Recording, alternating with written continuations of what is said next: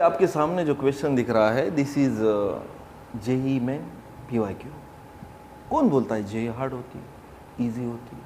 किधर भी रहिए, किधर भी जाने की जरूरत नहीं, खाली आपके कंसेप्ट और अंडरस्टैंडिंग मोस्ट इंपॉर्टेंट है, right? So this is a JEE main 2026 PYQ, ठीक है? So this is a 2026 JEE main PYQ, ठीक है? सिंगल वीडियोस की एक सीरीज बना रहा हूं मैं, ठीक है? लाइक शेयर एंड सब्सक्राइब जरूर कर देना, ओके?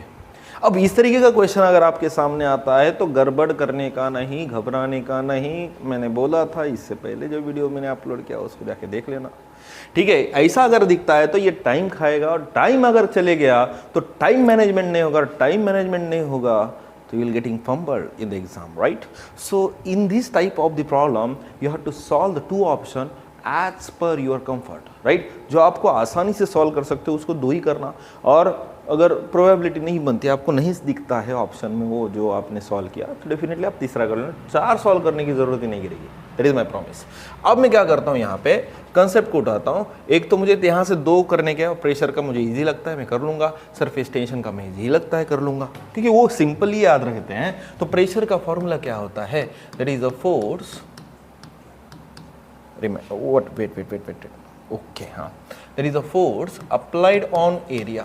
तो फोर्स का डायमेंशन मैंने बोला था, परमानेंट माइंड में याद रखना, that is m1 L1 t to the power -2। इसको परमानेंट रखो माइंड में। डिवाइडेड बाय एरिया क्या होता है, लेंथ इंटू ब्रेथ यानी L स्क्वायर होता है, ऊपर जाके लेके जाओ, ठीक है? तो क्या होगा, that is m1 L-1 t to the power -2, m1 L-1 t to the power -2। अगर मैं देखता हूं तो ये किसके साथ मैच होगा, ठीक है? चलो, अब प्रेशर का C का किसके साथ मैच हो रहा है, देखो m1 L-1 t to the power -2, m1 L-1 t to the power -2, यानी प्रेशर का अपने लिए फर्स्ट है, यानी C का फर्स्ट कहाँ दिख रहा है, देखो। हाँ, अरे रे रे रे रे, अरे रे रे रे रे, अरे बाबा, C का फर्स्ट है।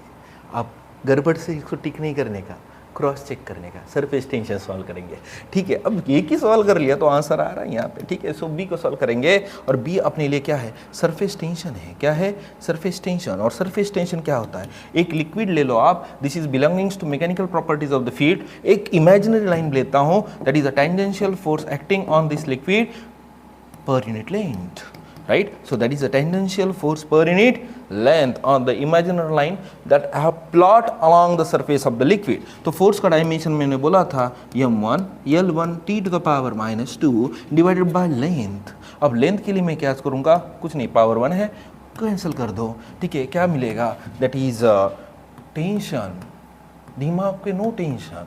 अब मुझे बोलो m1 L0 t to the power -2 कहाँ दिख रहा है, m1 L0 t to the power -2, कुछ भी नहीं अभी है, 1 होता है, ठीक है? m1 L0 t to the power -2, यानी b का थर्ड होना चाहिए। अब b का थर्ड भी है, यानी कुछ सॉल्व करने की जरूरत गिरी है क्या?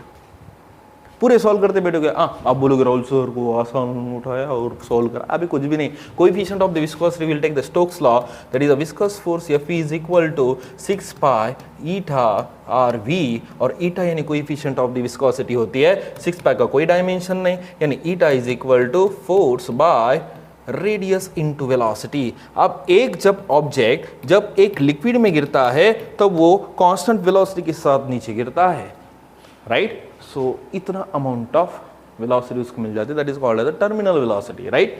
आप बोलोगे फिर राहुल सर ये तो आसान था।